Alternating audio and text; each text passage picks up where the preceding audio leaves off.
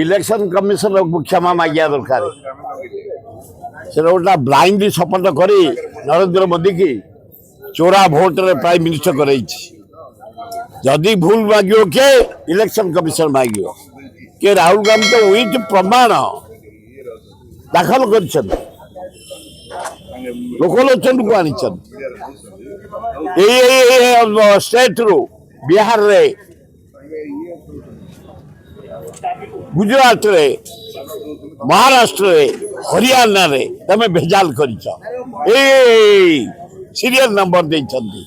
प्रमाण सो देइछंती तेणु जदि भूल के मागिबो इलेक्शन कमिशन भूल मागिबो से को भूल मागिबो चोरा भोट रे प्राइम मिनिस्टर करछन से नरेंद्र मोदी अति निंदनीय कथा एड़ा बड़ा भारत वर्ष जदि बदलाव किए करछि नरेंद्र मोदी इलेक्शन कमिशन यदि भूल के मागिबो इलेक्शन कमिशन भूल मागिबो पूर्व सरकार पूर्व से पचारे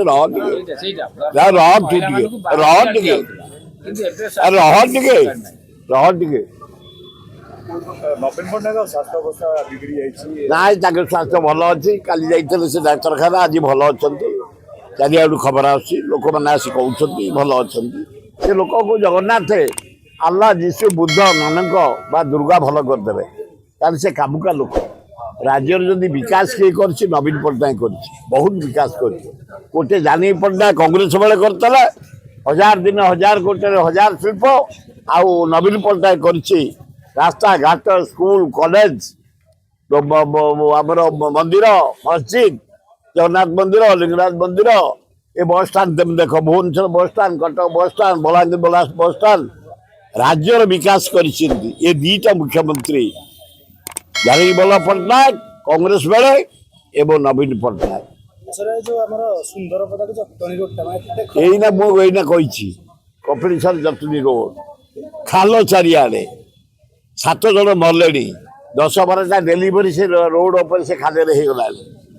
सबुदिन एक्सीडेंट लोक बड़ कष्ट भोगुंट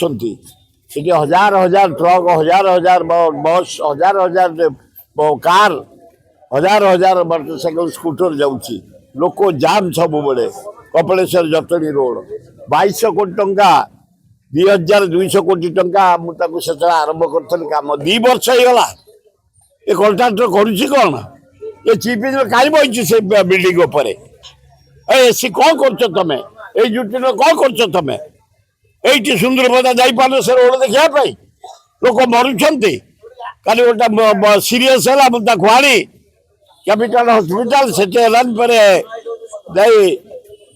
एम्स एडमिशन कर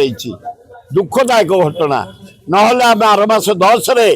रोड रोक करूँ स्थिर कर अंचलवासी।